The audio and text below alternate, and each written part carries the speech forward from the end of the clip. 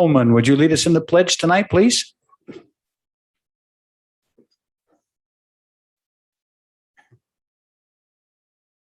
I pledge allegiance to the flag of the United States of America and to the republic for which it stands, one nation, under God, indivisible, with liberty and justice for all. Yeah, there's nowhere to hide. Thank you. First order of business is visitors, delegations, and correspondence. Now is the appropriate time for visitors in the audience to be recognized, speak on items both on the agenda and of general concerns to the patrons of the district. There will be a limit of 3 minutes for individuals, 5 minutes for a group spokesperson. No speaker shall speak more than twice on any issue. The board is legally obligated to maintain a confidentiality concerning district personnel, and therefore matters concerning district personnel will not be discussed. Is there anybody who'd like to speak to the board tonight? There being none, we'll move on. Next item is introduction of our new coaches. Mr. Beardsley, you have summered well. Thank you, Chairman Core, Superintendent Behringer, and Board of Trustees. I would like to introduce one coach tonight. Matt Robles will be our new Green River High School head girls soccer coach. And I wanted to just kind of brief you a little bit on some of his credentials. He obviously is a current employee in our district working for Mr. Doug Hamill and the grounds crew. And he's a Green River graduate from way back and was an all-state player. Say way back. Yeah, way back. He was an all-state player and he played at LCCC as well as Western Wyoming Community College. And he was an NJCAA All-Region 9 player. He coached 7 years of college soccer up at Western. He led them to the Region 9 team championship as an assistant coach and to second place in the NJCAA divisionals, and of course, an 8th place finish at the national championships. And because of all of that, both the head coach and Matt as the assistant were named coaches of the year. So he's been a college coach of the year in the the JUCOs. And he's coached several all-conference and all-American players in college, as well as 3 players that went on to play Division I college soccer when he was there at Western. And he was the strength and conditioning coach when he was there, and he volunteered some coaching time with the upstart Western Wyoming women's program when they were starting. And he's also been a youth coach, especially in Cheyenne, where one of his youth teams won the state championship in club soccer. So we are very excited to have Matt. And I want to read a quick quote from our hiring committee. Matt has great knowledge and background in the sport of soccer. We are excited for the girls' team, and the hiring committee was extremely impressed with Matt's expertise and professionalism during the interview process. And he did show us a lot. He got up on the marker board and we had him up showing technique and everything. It was awesome. So we'd like to welcome Mr. Matt as our head girls soccer coach. And I don't know if you wanted to say something real quick. Just excited for the opportunity. Like I've said in my interview and to multiple reporters now, team has a lot of talent. I'm really excited to pull that out of them and really get this program back on track. They've had a couple rough years, and I think that we're going to surprise some people this year and really just improve day in and day out. All right. Thank you, Matt. Welcome. Next item on the agenda is introduction of new administrators. Dr. Foos, welcome. Thank you, Chairman Core, Trustees, Superintendent Behringer. Mr. Beardsley, you failed to mention Mr. Robles had an appearance on ESPN2 in high school. Did he already leave? But he was on ESPN2 in high school. I'll leave it right there. Okay, Mr. Heslop is going to announce Mr. Jacob Gans, assistant principal at the high school, but I'm going to go ahead of him first and announce Mr. Imoni. Mr. Imoni, want to stand up or come up here? Okay, I don't blame you.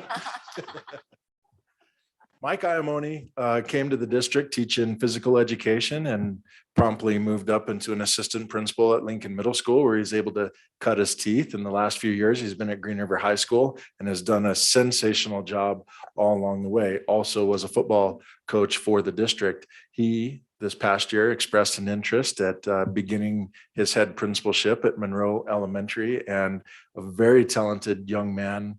Love to have him and his wife Blair in the community, our head softball coach. And Mike, welcome to the head principal ranks. I'm going to go ahead and assume that you're not dyeing your hair yet, but now that you're head principal, it'll be coming. So welcome and congratulations.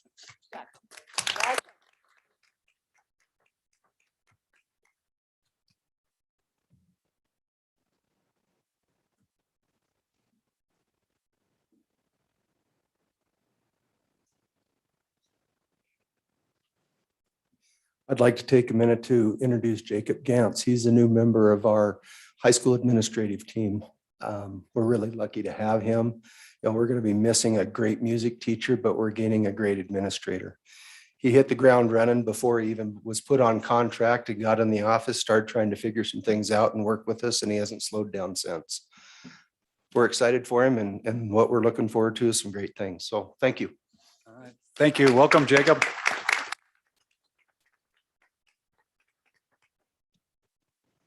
Okay, our next item is, I do not see Mr. Cassidy. Is he here? Okay, so we'll move on to recognitions from FFA students. Liz, welcome back.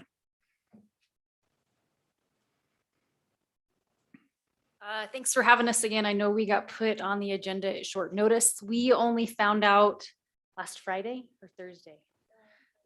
Friday that these two young ladies have made it to nationals for their agri-science fair project, which is a first ever for Green River FFA. So we're really excited. I will let them tell you a little bit about their project. So Can you introduce yourself, please? I'm Emily Myers, and then this is Ava Kehlhofer. And then, so we started our project about in October last year. We did plants. We decided, well, we both love gardening, and well, what is the soil worth its money? So we tested, is it more worth it to have more expensive soil, or is it okay to get cheaper soil? Turns out cheapest is best. Okay, let's just be honest. Let's be cheap. It works. So we worked on it for about 7 weeks. Yeah. We did our project for, and then we were, we were procrastinators, and it took to like the last day to finish our essay about it, which biggest mistake. Okay, just don't do that. And after we did that, we went to state to compete against other people who were doing agri-science, especially plant science. And we were late that morning. We actually slept in past our alarm clock. We were hot wrecks. Okay, we didn't expect to win anything. It was bad. So we didn't expect to win anything. So we came in there having fun and enjoying ourselves. And we were nervous, but we were excited, and we were happy to be there, which I think helped bring us over everyone else. Everyone was nervous, and it was kind of droopy down there. So it was really exciting. Then they saw us. We went and presented our big board that we have. It's kind of confusing. Trust me, it took me a minute to get it down. We couldn't figure it out by that night. I'm not kidding you when we say we were hot wrecks that day. And so we competed in front of our judges.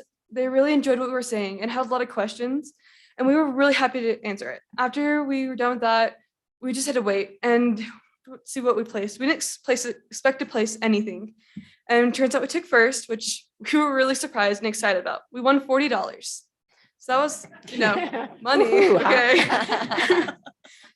And so now after that, we were able to go in, and we had to beat 36 other national state finalists in our area to be able to compete at nationals. So this was a huge deal for us because we didn't expect to get anywhere.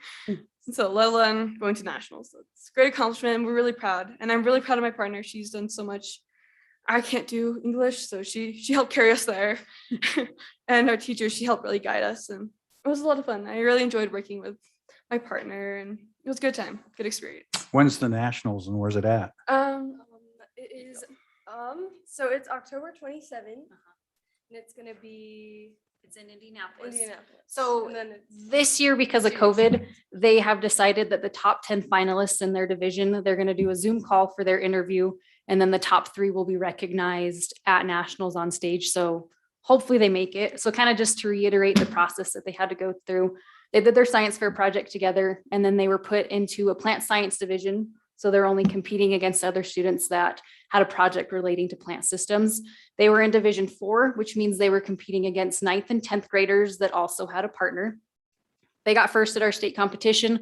We revamped their paper a little bit and sent it to nationals. At the national SIFT, they pick the top 10 out of our state's 50 applicants that submit it. They were in the top 10. So now they get to compete for top 1, 2, and 3 within that. So it's pretty cool that 2 girls from Green River, Wyoming can be top 10 in the nation essentially against all these other FFA chapters. And now they get to go try to vie for their top 3 spots. So we're a little bummed that nationals isn't in person for them this year, but hopefully we make it to top 3 and they can get to go to nationals, which is what I think all of our kids are kind of striving to do. They see how fun it is there and all the accomplishments. So this is a first and we're really excited and I'm very, very proud of them. All right, congratulations.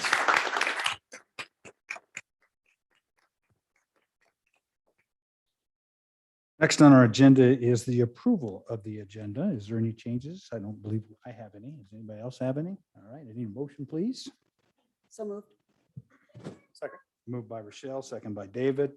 Any discussion? All those in favor? Aye. Opposed? Motion carries.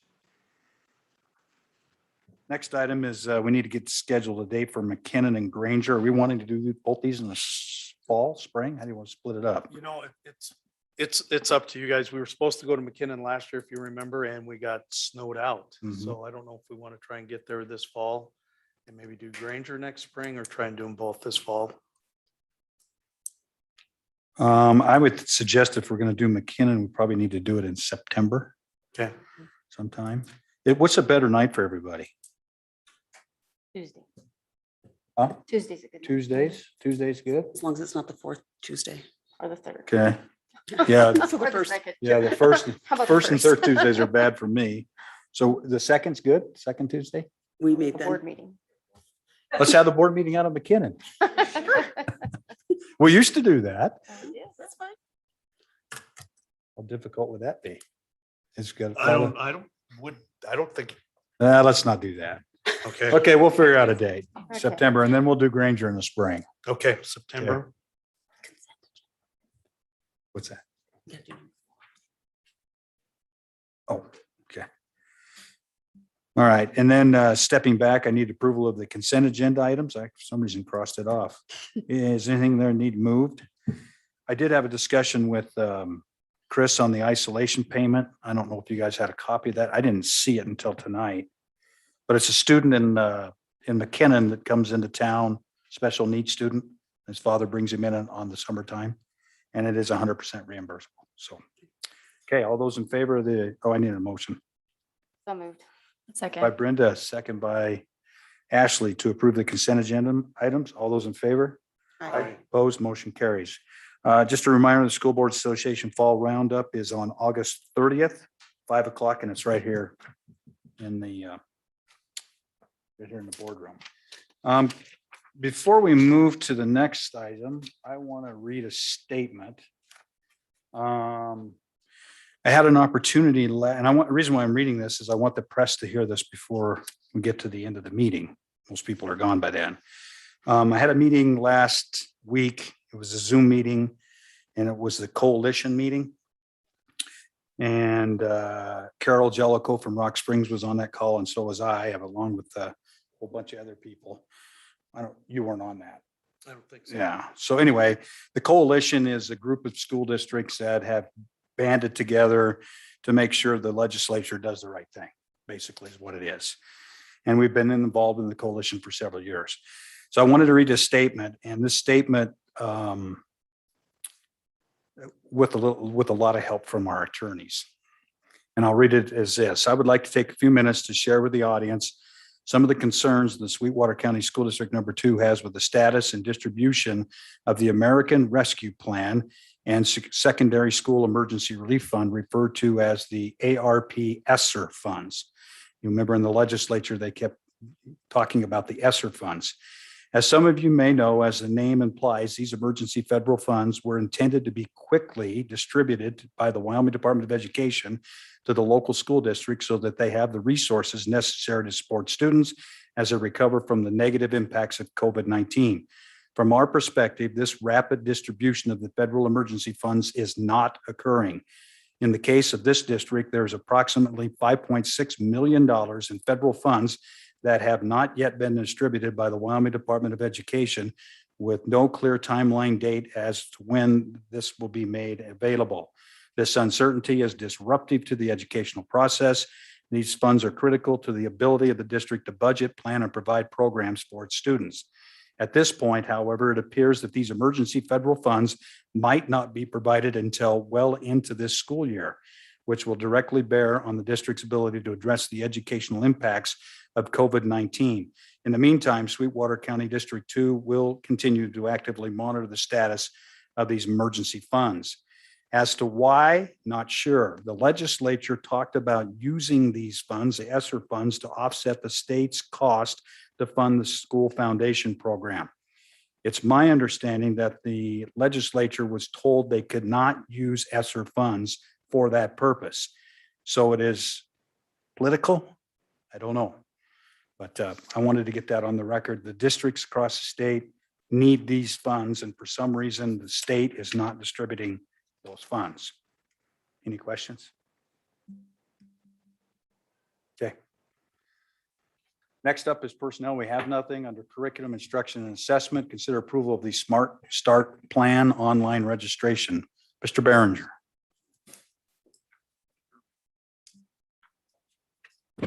Thank you, Chairman Corr, trustees. So we had to revamp our Smart Start plan, as you know, from last year. Last year, we had a committee. It was set up in the spring of 2020. That committee worked through the spring and summer and came up with a plan. We had to submit that plan to the state. The WDE approved it. The Wyoming Health Department approved it. And so we have left that on our website. Now we look to revamp that policy and adjust it to fit the current status of where we are at today. This was revised by basically the administration of the central office. There was very few revisions, except there were some big ones. Once this plan is approved, we'll post it on our website tomorrow morning, if approved. We'll email a copy of it to every employee, and hard copies will be available upon request. So a few of the highlights and I took this from the elementary school's welcome back letter. Face coverings are optional.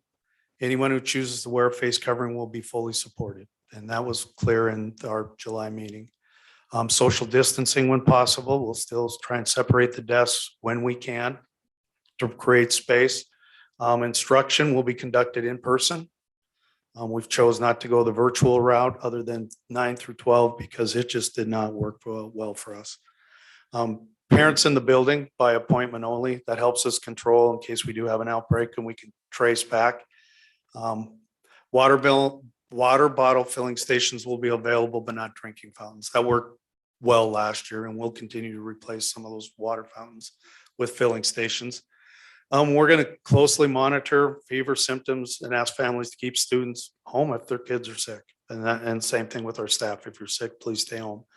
We're going to continue to focus on hand washing and sanitizing our classrooms in school. Some of the changes that you'll see in Tier 1 is that, unlike last year, face coverings will be optional. That's Tier 1 is where we're at today and where we'll be at when we start the school and hopefully the rest of the year.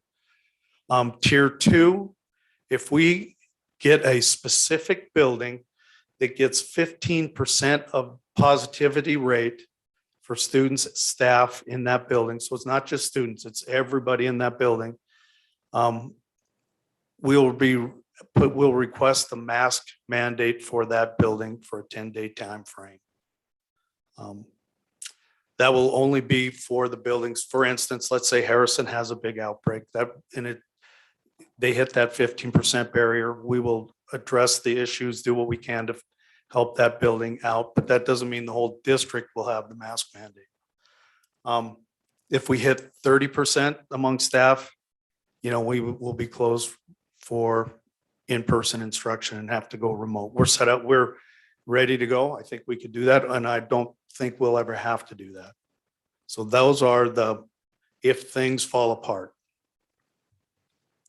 So I wanted to share what the other Wyoming schools across the state. So what I have up there is about 3 o'clock today, where the state was at, that those percentages have changed. So there's 42 districts that responded. 3 of them so far are going to mandate masks across the state, 3 districts. 34 of the districts are no. That's 81% of the schools. So what you have up there was right at 3, by 5 it changed. So I'm reading the current statistics, not that. So, and there are 5 districts, 11.9% that are in the maybe range. And so those are schools that have not decided what they're going to do yet. So 34 of the 42 schools that have been in Wyoming will start the year just like us. So we're not doing anything out of the normal. So, one of the things, we'll continue to encourage our staff and students to do what we can to successfully complete the year. We're going to hold a vaccination clinic, hopefully before school, for staff, students that want to, and give them another opportunity. We have a large percentage of our staff that are vaccinated. We don't have exact numbers, but we know that it's over 300. So everybody's had the opportunity, and we'll continue to provide that opportunity. And that's all I have. Okay, any questions of Craig? Need a motion, please, to approve the Smart Start Plan? Thank you. Motion. Second. Moved by Mark and seconded by David to approve the Smart Start Plan. Comments? Well, thank you. And thanks for putting in the tiers, showing what would have to happen percentage wise for the school district. I think that's good for parents and families to know up front. And and like I told Robin, these are discussions we'll have every week. Every Monday last year, we met and talked, and we will check the county statistics. Mostly we'll check Green River statistics, because last year they were quite a bit different than the county statistics. So we'll look at those things and we'll listen to what we meet with the county health department every other week, and we meet with other business groups about every other week too. Robin? Nope, he answered the question because I already asked it of him earlier. Any other Thank you. questions, comments? I took this piece from the Wyoming Department of Education's communications director, who is Linda Finnerty, I believe is how you say it. She says, quote, "If the Wyoming Department of Health at any time puts a statewide health order in place requiring social distancing and face coverings when distancing isn't possible, then schools will be required to comply with that." Finnerty wrote in an email, "They do have the option to apply for a variance with the Wyoming Department of Health in that case, as they did last year. Wyoming Department of Education does not have a role of authority in that process." So I thought I'd just share that with you. I've had 2 questions asked of me at a health meeting yesterday, I believe it was, and I couldn't answer it. So I called our attorney and got some answers. One of the questions were, why not require our employees to get vaccinated? And our attorney says under law and the EEOC, we can do that. We can require our employees to be vaccinated. The employees can opt out because of medical condition and/or religious beliefs. And this is where it gets tough. Districts cannot dig into the whys by law. We can't go see if this person actually goes to church or, whatever, or what other health issues they have. However, the district cannot, like I said, dig into that. In other words, prove these conditions don't apply. We can require testing. We can require testing. And in fact, she said if it came to that, she would encourage that, weekly, bi-weekly testing. So that's the question was asked me about requiring our employees to be vaccinated. Now, I have a feeling that when the Food and Drug Administration, the FDA, finally puts the stamp of approval on the vaccines, because they haven't done that yet, that these are 100% safe, I think we'll see more of our employees that haven't been vaccinated get vaccinated. The other question was asked of me is why not require kids or staff be mandated that aren't vaccinated wear a mask? And I guess my question would be that aren't vaccinated, and the 12 to 18-year-old kids that aren't vaccinated, do we make them wear a mask too? You can go on and look at all the different scenarios on this thing. And I just pray and hope that we all do our due diligence in the buildings. And I will reiterate what I said last month, and that teachers, administrators, there is no tolerance for bullying. If kids are being bullied for wearing a mask, you must stop it. That's their choice. And we can't allow that to happen. If you see it, stop it. Same thing with employees. If you feel like you're being bullied because you're wearing a mask, you need to report that. And no tolerance is just that. Don't deal with it. I mean, deal with it, but don't allow it to happen. That's how I feel. I'm sure everybody else feels the same way. So with that said, anybody else want to pipe in? I would like to make comments. We've had several people. I mean, it's just a really hot issue. I mean, it's dividing people. Are you vaccinated? Are you not vaccinated? Are you going to, it's not a question I want to ask anybody or be asked of me. So it's a personal choice. It's a division, but I've had conversations with teachers in our district that are just so thankful to start the school year without masks, to be able to see the students and be able to interact with them without masks. They're chewing on them, they're on their ears, they're on their, the theory there. The parents are excited to start the year without masks. In fact, I've had parents tell me we've gone all summer mask free. We go to the movies, we go to restaurant, we go out to eat, we've been mask free. Why would you institute a mask mandate in the schools now? And there's all kinds of things on Facebook that are the CDC's issuing things. There's just so much out there that's contradictory. So I just want to let people know that we are doing the best we can for our students with the information that we have. We want to start school. We want to be in school. We want to make it the whole year. But I think that starting without masks is the right thing for us to do at this point. And so I know people don't all agree with that, but that's what I've heard. I think it's a 50-50 thing on that. I really do. I think there's a lot of people that are really concerned about, I'm concerned. not having masks, and the same thing that you just covered. There's the people that don't want it. So I think the key is to be very diligent to make sure that our staff and our kids are being safe and monitoring whatever we decide to do, or how that works out. I think we just have to be diligent in making sure that our kids and staff are safe, because there's a lot of fear out there. There is. Well, I think, I think one of the things the district has going is, the appropriate thing to do is watch what's going on.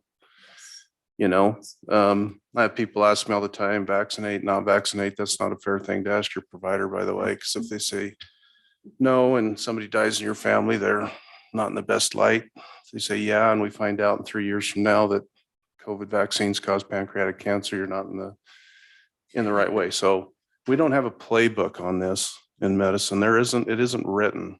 We're writing it right now. So the appropriate response is to keep your eyes open, see what's going on in our communities, see where it's leading, who's getting COVID, and act appropriately. Preemptively shutting stuff down is ridiculous, in my opinion. If we want to keep our kids safe, go take their cars and cell phones away. That's probably more true. So I think the one thing we have going is we need to monitor what's going on, listen to the professionals that are studying it, writing protocols, trying to get studies done. and act appropriately. That's what we have to do. That's what we would do with any other situation. The roof starts leaking, you fix it. Right? Same thing with this. We start getting a bunch of stuff happening. We start seeing trends. We respond. So Okay, anybody else? I would just like to add, kind of piggyback off of Brenda, about even the asking. In my opinion, I don't think it's appropriate to be asking your coworkers, to be asking kids, are you vaccinated? Are you not? That puts them in a very bad situation. They shouldn't have to explain that to anyone. It's not required at this point. And it's back to being respectful and not bullying somebody because they're not choosing the same thing as you. So I think we all just need to be very respectful, and kids are here to learn, and let's do that and not create more issues amongst kids than they already have. If everybody's respectful and just appreciates that people do things differently, I think we'll get through the year fine, and staying on top of things, monitoring how the community does, and just making sure kids are being clean. And if they're not feeling good, they stay home. As adults, we do the same. And I think we'll get through the school year. Okay. Okay, anybody else? Okay, we have a motion on the floor to approve this year's plan. All those in favor? Aye. Opposed? Motion carries. Thank you, Craig, for your hard work on that. Appreciate it, and your staff. Next up is consider or hear a presentation on secondary summer school. Follow-up masks with Mr. Hamel. Joe, welcome. Thank you, Chairman Core, Superintendent Behringer, Board of Trustees. I put together a short 6-slide presentation that kind of recaps summer school for the last 6 years. So in the year 2015, 2016, we had 207 K-5 kids in summer school. We had 59 kids in 6-8, and we had 67 kids in 9-12. Back in that year and the 2 years to follow, we actually did summer school at the elementary level as 2 sessions. We had one that went from 8 to 11, and then we had one that went from 11 to 2. So the numbers that you're going to see from 15, 16, 16, 17, 17, 18 are going to reflect the fact that we had 2 sessions in those years. In 16, 17, you can see we were starting a little bit of a downward trend. We had 156 kids in K-5, 39 kids in 6-8, and 48 in 9-12. And then in 17, 18, somewhat steady again, 147 in K-5, 17 in 6-8, and 38 in 9-12. I didn't have stats from those 3 different school years to show the number of kids that recovered credits at the high school level, but you will see that in the next 3 slides. So in 2018, 2019, we had 124 kids in K-5. We only had 9 kids in grades 6-8, and we had 50 kids in 9-12. We had 54 classes in the 9-12 summer school that were completed for a grand total of 27 credits recovered. You'll see that the numbers are pretty steady, even though we've had, things to deal with like COVID in the last couple of years. So in 1920, we did not do elementary summer school, and we did not do 6-8 summer school because of COVID. But we did hold summer school for kids in 9-12. There were 46 kids in 9-12 that completed 48 classes. 24 credits were recovered. That's a little bit of a misnomer because a number of those kids in the 46 students that were enrolled in summer school were kids that had incomplete grades during the regular school year. We sent them into the summer school teachers to try and finish up those classes that they had not finished. And then we had some kids that had failed classes first semester that were trying to make that up. So it's going to be a little bit elevated in the COVID year. This year we had only 87 kids in K-5, but again, we're only running 1 session. We had 12 kids in grades 6-8, and we had 46 kids in grades 9-12. we completed 43 classes. So when you look at 46 kids, 43 classes completed, on average, it's almost every kid completes it, but some of those numbers in the 46 actually completed 2 classes for a grand total of 22 and a half credits recovered. So I think we've been very successful in trying to get kids back on task and to get back on, on schedule to graduate. And it's been very beneficial.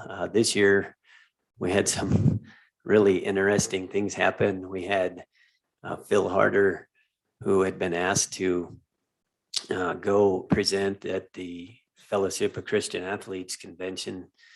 And so he asked if he could take some days off, but he would make them up on the other end.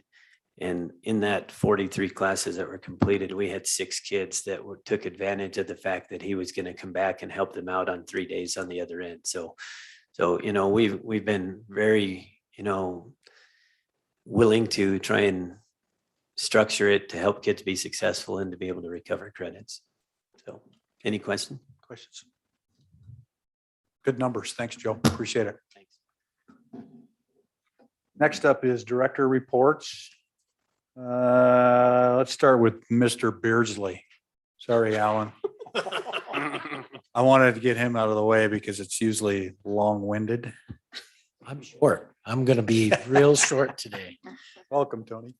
Good evening, Chairman Core, Superintendent Behringer, and Board of Trustees. Quick activities director report. I jotted down a few things. First of all, fall sports are up and running. So we've got tennis and golf. They started on Monday. 40 plus tennis players, 30 plus golfers, looking good, doing a great job. Everybody's ready to go. Football, volleyball, girls swimming and diving, and cross country at the high school begin next Monday. We've already got good numbers in those signing up. Lincoln Middle School football, volleyball, and cross country this year begin August 23rd. I like that a lot. What we did was we waited until school started this year, get those kids 3 days of school, then we'll start the sport. So I kind of kicked it back and started competitions later. It gets hard to get middle school kids in the middle of summer starting sports. So we are looking forward to that. The coaches are excited. We expect good student athlete turnout, even with all that's going on. The WHSAA has provided some recommendations. I did provide that for the board documents. We will follow the WHSAA rules, our school district SMART plan. We'll do no more than that, no less is what I always tell Mr. Behringer. That's what we did last year. There's districts that tried to do so many things. It was just a nightmare. We do what we need to do and we adjust, just like Mr. Sanders said along the way. Basic COVID-19 protocols for activities at this moment are our coaching staff will monitor kids. If someone comes sick to a practice, we send them home. When they're symptom free, they can come back. They don't have to do temperature checks, all that, but they'll monitor kids and we'll adjust as needed. If student athletes feel ill, they'll get sent home, come back to practice when they feel better. We'll provide sanitation supplies and do all those best practices. We'll sanitize, we'll hand wash, we'll have the kids showering when they need to. They'll take care of themselves and we'll provide extra equipment for wrestling. They're going to have a different t-shirt and shorts every practice. So we'll use best practices. And when someone's not feeling well, we'll take care of it. Face covering, social distancing, and hand washing will be encouraged because we know those things help. They're not required at this point. On the buses, our athletes will be encouraged to social distance best they can or wear face coverings if they choose. So we encourage that, but that is not required. We do require, though, in transportation, a seating chart. And the reason is if we had to COVID trace or something, then we've got our seating chart. So with that, basically, we're back to normal for athletics and activities as we start. We're going to serve concessions. We'll have ticket sales. We'll host events. We'll encourage spectators. I'll probably have a sign made if we get our COVID money so I can spend it that you were talking about, Mr. Core. But I would, we'll have signs made encouraging people, to social distance and wear face coverings as they feel necessary. So if you have an individual that feels that they need to wear a face covering, great. Or if a family wants to social distance, we'll encourage that. So we will encourage those things, but they're certainly not mandated. We'll follow the Sweetwater protocols and WHSA protocols when required. And when we travel somewhere, as you can see, some districts are already saying they're going to mandate masks. What we do and what we did last year, and our parents are great about it, and our kids, we want to play. So if we go to Sheridan and we have to play volleyball and they say we have to wear masks, you know what we'll do? We'll wear masks. You know why? Because we want to play volleyball. When they come here, we will follow the protocols that we have. So we will do what it takes to compete. That's our goal. So we will deal with those issues as they come, as Mr. Sanders pointed out. And Hall of Fame, September 17th and 18th, we'll get a media release again on that. But the football game on the 17th against Warland, and then the banquet and social is September 18th. Homecoming will be the next week, September 20 to 25. Football game against Evanston on the 24th of September. Dance on the 25th, plus all the other stuff. The banner boards have been ordered for the stadium. We took them down. Mr. Core saw they were all burnt, those state championship banner boards that we have on the press boxes. So Mr. Hamill took those down for us and we're getting those remade. There you have it. So we're ready to go. Any questions? Questions? Thank you for being so organized. Are you doing transportation? Transportation. Or don't you run transportation? Oh, no. Rachel Aren't you the runs direct it. supervisor of that? I supervise Rachel, yes. Okay. So, All right. Thank you, Tony. Appreciate it. yeah, you bet. All right. Let's go with Dr. Demaray.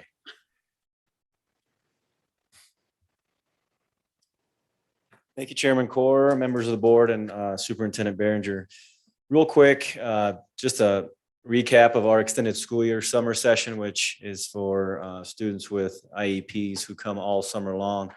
We went from June 1st to July 29th. We approximately had 60 students, very good attendance. They come 3 days a week for 3-hour sessions. We had around 20 staff members that assisted those students.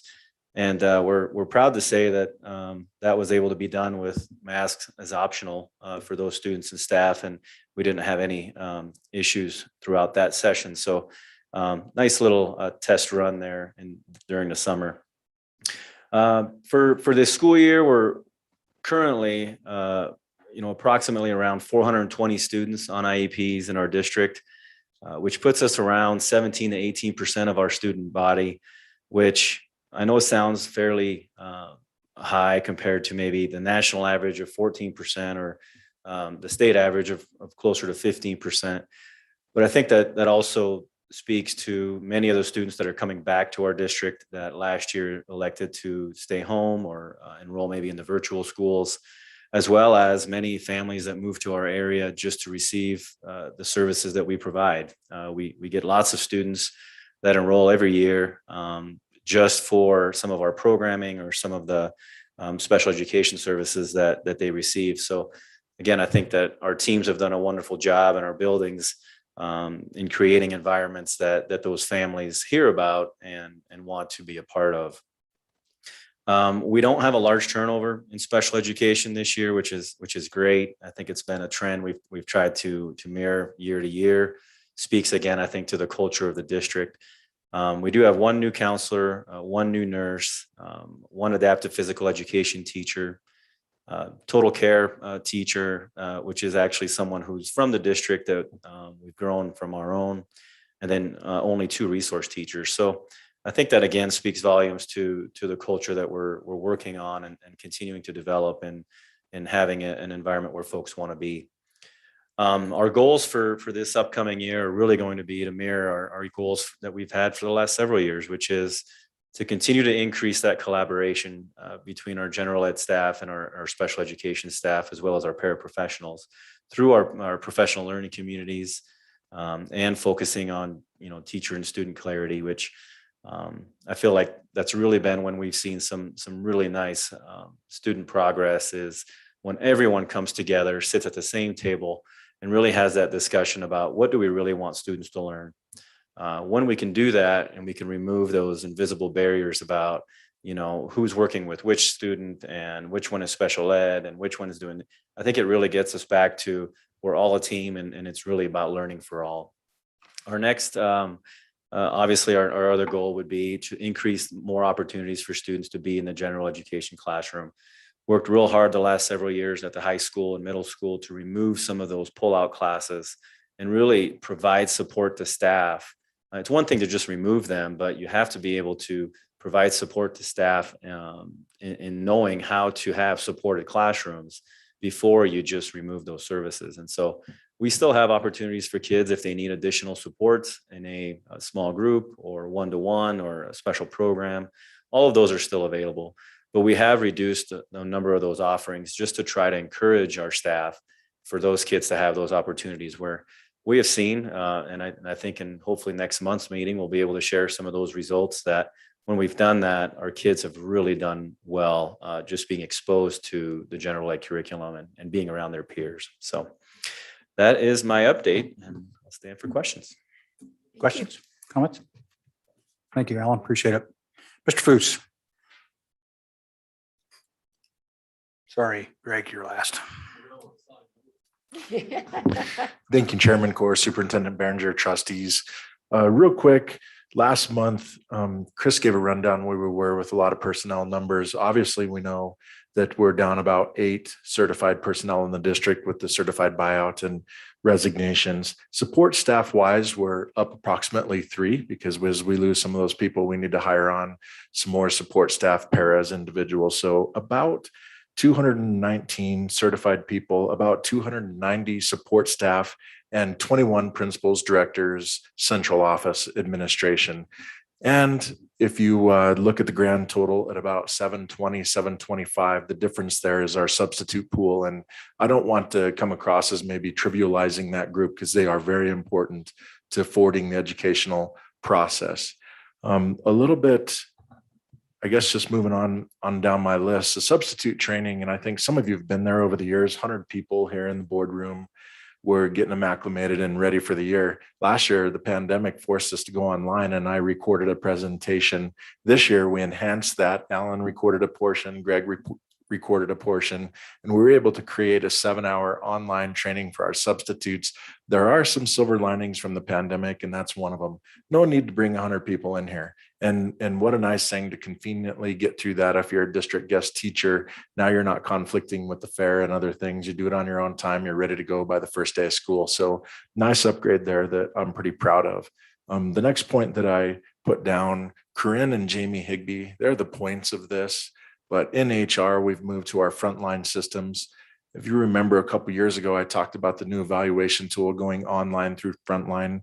Now we had the application portal a year ago, and now we have Frontline Central, and we really utilize the Frontline Central system because that houses the substitute training.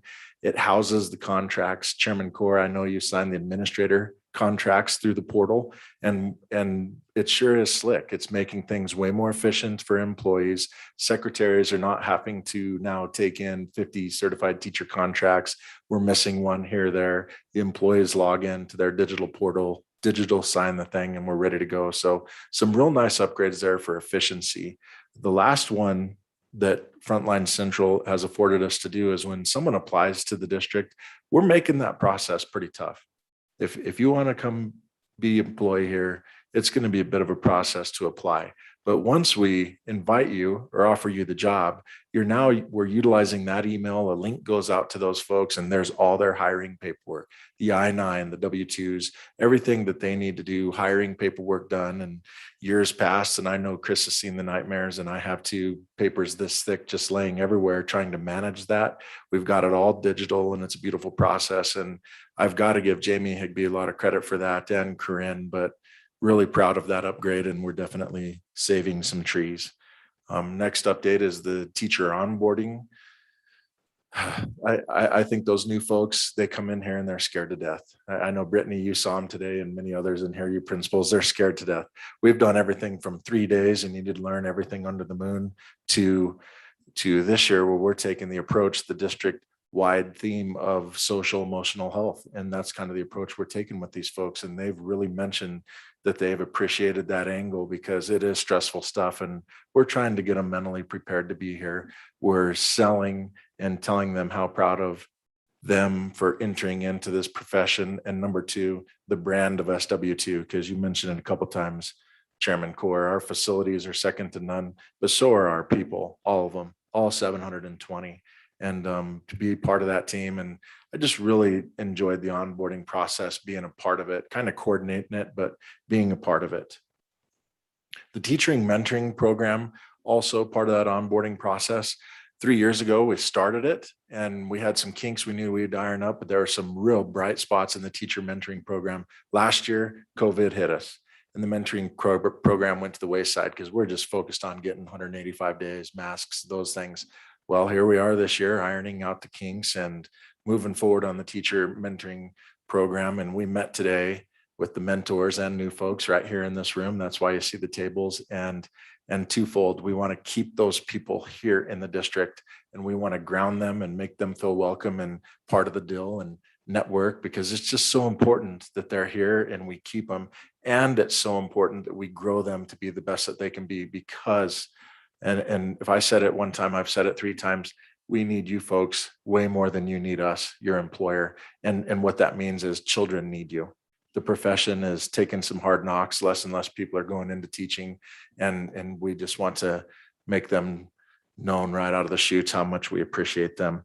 Obviously, Alan touched on it, the PLC process. We've been working with that with our teachers for years, but that's matriculating up through the administration. We have the elementary PLCs, the secondary PLCs, and through Craig's leadership, we're really progressing with our PLC here at central office and the executive cabinet, and it's impacting our discussions and we're having some healthy discourse and moving forward. And I'm proud of that because we're asking the questions. Craig's asking the questions. Jason, what do I need you to know? And Alan, vice versa, and Greg, and we're trying to sharpen our tools as well, learning for all. Let's see here, pending down the road. I know we have a real quick Super 8 coming and we went through all the policies, every single one, find typos, little mess ups. Maybe we found pause in there somewhere that we got to get out of there. But we're going to have a pretty good group of policies that are just amendment, first reading type things coming down the pike. So those are some of the things pending coming out of the office. School safety is ongoing. Talked to Craig today. We got the first SRO breakfast coming down the pike on Friday. Really can't emphasize enough the partnership we have with Chief of Police and our SRO officers and all of our folks in blue, because we need them protecting us and being a part of our community. And we're going to host that breakfast Friday and looking forward to continuing our conversation about how to make this place as safe as possible. Everything from social emotional health to the actual stuff we hear about on CNN and Fox News once in a while about those school shootings. We want to be as safe as possible. And how do we do that? Ongoing conversation. We can't get caught not talking about it. I hate to bring this up, but it's my office, Title IX revisions, Biden administration, they're revamping the whole thing again. If you remember a couple summers ago, I had the 3 reading on policies, and those things are excessively lengthy. And when you have to go through them and deal with the provisions of Title IX, and Tony is kind of my right-hand person or my partner in crime working with Title IX, but it is a handful to try to stay on top of it, what the EEOC is doing and what the federal government's doing with changes and updates. And it really does change with the differing administrations and approaches. So we need to stay on top of that. Operational, HR, Jamie Higbee, phenomenal job. Getting people, new employees going, paperwork, all those things with the work of Chris and her department and payroll. Really, really, really, really proud of the improvements there in terms of saving trees, all of those things. Administrative HR, really appreciate working with Craig, Allen, and Greg getting going there, because, you know, we have a lot of issues. We have a lot of folks dealing with illnesses, family first, and those types of things. And we want to serve them the best way that we can and secure their jobs and do those things. So we're proud of the work going on there. And I guess that's my quick update, trying to keep it close. Okay, any questions? Thank you, Jason. Thanks, Jason. Appreciate it. Mr. Forgenzer, welcome. Thank you, Chairman Core, Superintendent Behringer, and Board of Trustees. Well, we've got a busy year. We took our SR2 funds at the end of last year and mapped out this year. We couldn't do anything really as far as PD the way we wanted to last year, obviously. So in the fall, or in the spring, I'm sorry, I put forward a draft of the PD for this year. And up until late last week, it was still changing. Mary, am I going to mess this up? Oh, no, that ain't the one. There we go. Okay. So as you look at this timeline for the year, you'll see a recurring theme. We have a lot of things that are ongoing training. If you look at LLI, guided reading, work like that, that is going to be something that we continue to bring back. I think the days of having a professional development plan where we're going to buy a program, you get your two days at the beginning of the year and you never see a trainer again, it isn't effective. And so you'll see that we have our Mastery Connect, and that is a tool that we're going to use. I'll explain a little bit more about that in a minute, but we have purchased Mastery Connect as part of our continuing of our assessment and having common assessments, continuing looking at different ways to deliver those assessments. And as you go through that timeline, you'll see, like I said, a lot of things that continue to come back around that you've probably seen in the past. So I'll go into this next one. Lori Ivy has done an outstanding job for us at the high school and the middle school. And so we have contracted her for 60 days this year. She's going to work on learning targets, success criteria, planning PLCs, and she'll be at the Green River High School every Tuesday and then LMS every Thursday. So we are really going to hit hard on our learning targets this year. Dr. Desmarais put forward a revised plan of our instructional framework. One of the things that we learned from our accreditation at the end of last year was we needed to bring that up to date. We needed to have that more centered in data, in research, what we know about good education.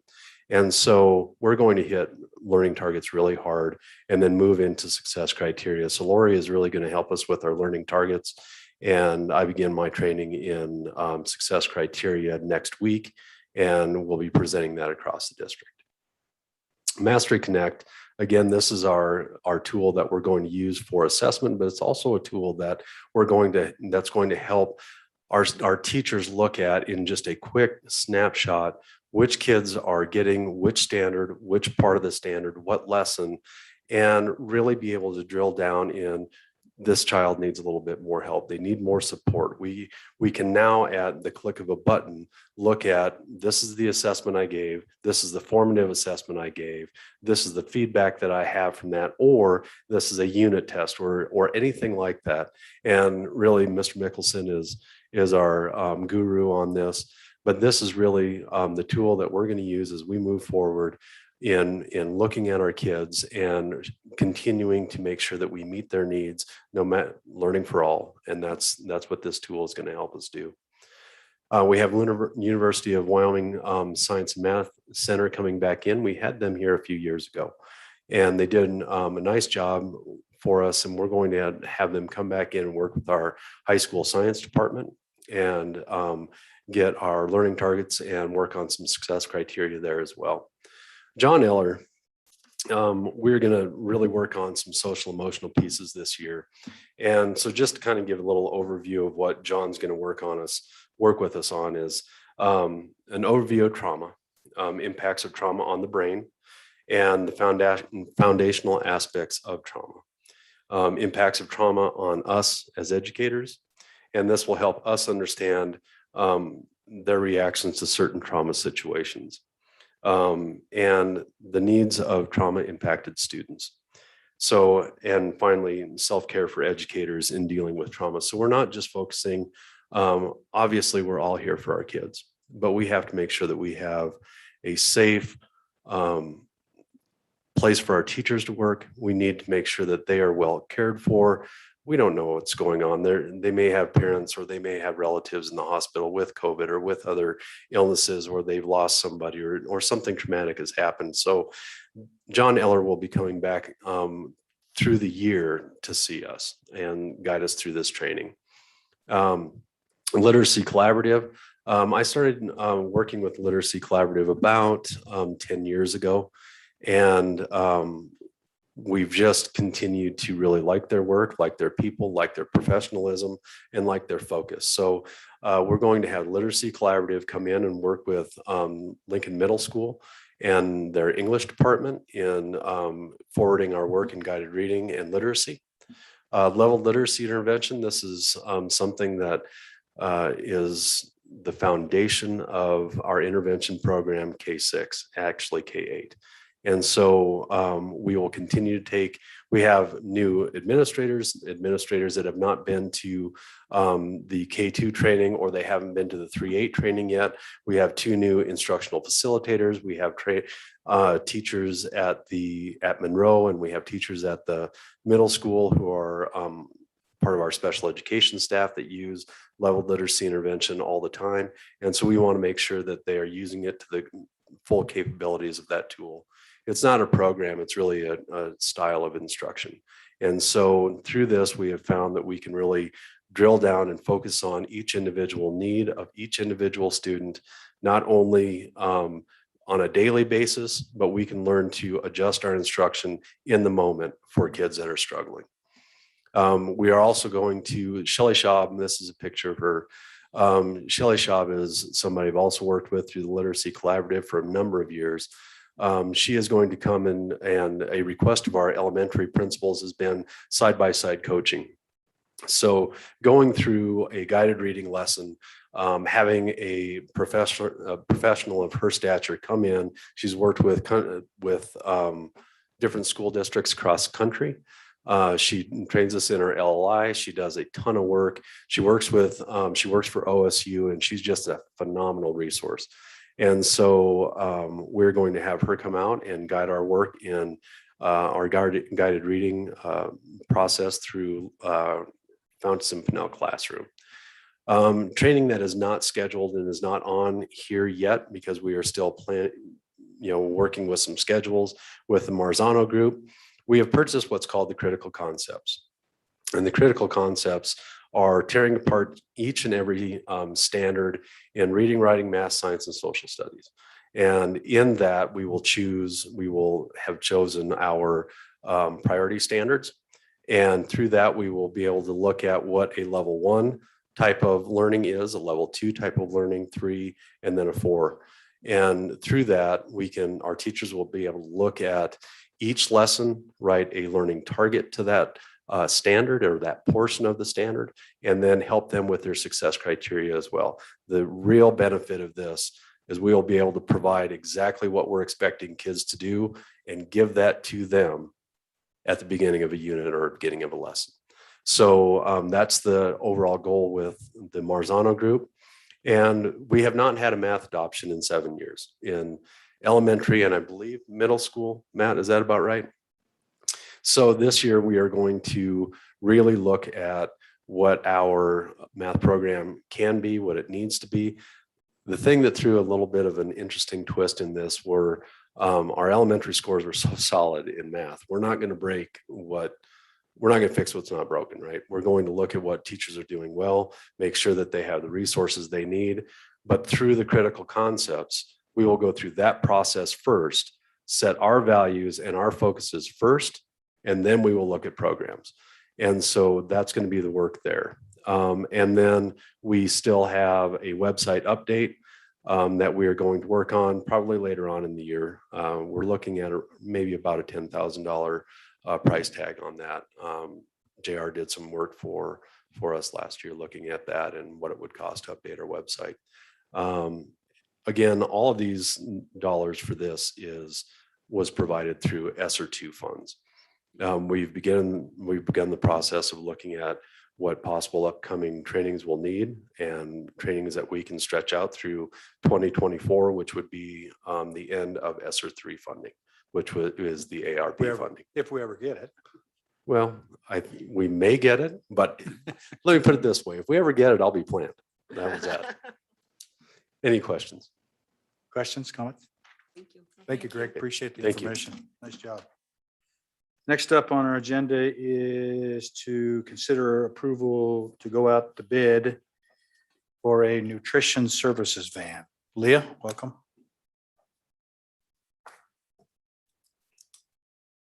Chairman Corr, Superintendent Behringer, Board of Trustees. Nutrition Services would like permission to go out for an RFP for one food delivery van to replace the current one, which is 15 years old, not to exceed $65,000. Need a motion, please? So moved. Second. Moved by Rochelle and seconded by Ashley. Questions? I have a few. Okay, This is like the 5th year in a row we bought a food service van, it seems like. I think it's only third, So but not in a row. how many food service vans do we have? Right now, we have two. I only have two food service vans right But now. we said we just bought 3. The third one was not bought with food service funds. That is transportation owned. But we used it. Okay.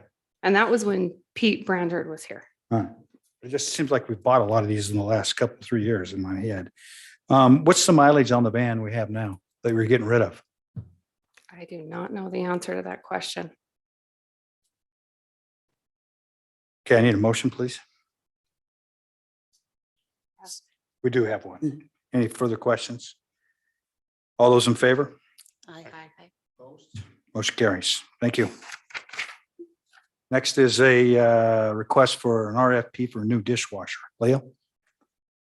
Chairman Corr, Superintendent Behringer, Board of Trustees. Nutrition Services would like permission to go out for an RFP for a new dishwasher at Lincoln Middle School. The current dishwasher is 17 years old, not to exceed $72,000. Need a motion, please? So moved. Second. Moved by Robin, second by Rochelle to go out for an RFP, replace a dishwasher. Any questions? All those in favor? Aye. Motion carries. Thanks. Thank you, Leah. Appreciate it. Thanks, Leah. Next is our summer maintenance project update. Mr. Hamel, welcome. So the list hasn't changed much from last month.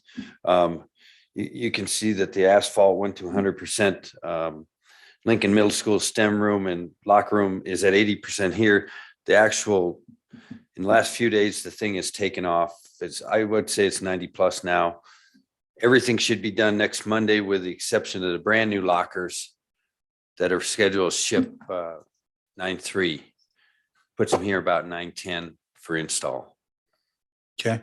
Will they do that after, I assume, after hours? Yep. Weekends? Yep, the Okay. work around us. All right. Any other questions, comments? Thank you, Doug. Appreciate it. Hey, thank you. All right. Next item is policies. Mr. Foos, welcome back. Chairman Corr, Trustees, Superintendent Behringer. Third reading on these policies, a little bit of a formality. We need to get there. We need to have our approval for EBCD, emergency closings, and thank you for your consideration. Okay, I need a motion, please. So moved. Second. Moved by Robin, second by Rochelle to approve on third reading, emergency closings, EBCD. Questions, comments? All those in favor? Aye. Opposed, motion carries. Next All right. one is EBCD-R. Yep, EBCD-R, the emergency closing portion of the closing of schools. Thank you for your consideration. Need a motion, please? So moved. Second. Moved by Rochelle, second by Ashley to approve EBCD-R. Questions, comments? All those in favor? Aye. Motion carries. Thank you. Next item is comments. We'll start with Ashley. I just want to thank everybody for their updates and for working so hard to get us ready for this next school year. I'm excited to for us to get started again and hope everyone had a great summer. All right. Thank you. Brenda? Ditto, and welcome back. I'm excited to get the new year underway.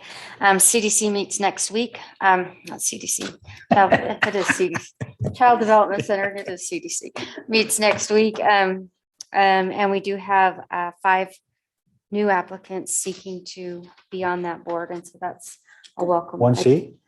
Actually, we have probably 3. Okay, well, Lots good. of members. Yeah, so Good. that was kind of a nice turn. So other than that, welcome back. All right. Happy fall. Thank you, Brenda. Robin? I'd like to just welcome everybody back and I hope everything goes smoothly and I appreciate all the hard work through last year to set up procedures and how to deal with the COVID incidents. But please continue to encourage your staffs to be diligent. I just think that's the key to having a successful school year. Okay, Rochelle? I would say the online registration for families, that was awesome. So much easier than getting hand cramps, filling it out 100 times over and over again. So thanks for doing that. That made it really easy. And the freshman orientation at the high school, those couple of days, back to back was awesome. That was great for first time parents like me who are scared to death of their little baby going up to high school, but it was, you guys did a great job. So I hail good luck to them. So thank you. You have been forewarned. Yeah. Next, Mark. I hope we have a great start to the school year. Looking forward to seeing everything. Thank you. All right, David. Ditto. I know the fish and the golf course are happy Mr. Lake is back to work, as well as his wife. What's that? All the divots in the golf course? Yeah. We're gonna have to regrow them for a year. Welcome back. We've missed you. Hope you enjoyed your summer. It's good to be back. The kids are excited to come back. I don't know that I've seen kids this excited to go back to school in a while. Usually they're dreading it, but coming back without a mask and getting to go back to school is exciting for them. So thank you for being ready for them. The end of this month, I'll be in Pavilion for a BOCES 5 board meeting. They're going to do that on site in Pavilion. So it'll be later this month. All right. Is that it? That's it. Thank you, sir. Craig? I want to invite the board to our opening tomorrow. I put a little flyer out in front of you. Not sure exactly what to expect, but I think it's going to be a lot of fun. And we are looking forward to kicking the year off. It starts at 8:30. It'll be a couple hours, maybe. I don't know. We'll play, but it should be a good way to start the year. And we too are excited to get going. And I'd like to thank everybody at central office and the people that worked throughout the summer to get us ready. You walk in our schools, they are in great shape right now. They look great and it's going to be ready to get going. All right, great. I'd also add that I'm planning on going this tomorrow. Chris Andrews is a Green River High School alum and his resume is pretty impressive. Chris, a lot of people don't know this, and we're discussing with some people today that he was an all-state football player for the Wolves. As an offensive lineman and a defense, I think he all-state both sides. So not only is he smart, he knows how to play the game of football. Thank GREA for having me at lunch today. I enjoyed that. I hope I didn't offend anybody with my school district #1 comment. It was in jest, but I did get a round of applause, so that worked out pretty good. Also, want to thank Jason, Alan, Greg, and Tony for your update tonight. Put some effort into that. I appreciate it. And I want to thank the district for helping me through a difficult time with my father who passed away a couple of weeks ago. I appreciate the support for that. And with that, no executive session, we will adjourn the meeting. Thanks for your time. Oh, I want to say one more thing because he's been looking at me all night. Dale Brady is at a school board meeting and I appreciate you being here. Marlene's here and their son Cody's here. And when you walked in, I had visions of why is he here? I guess I'll find out here in a bit, but appreciate you coming. Meeting's adjourned.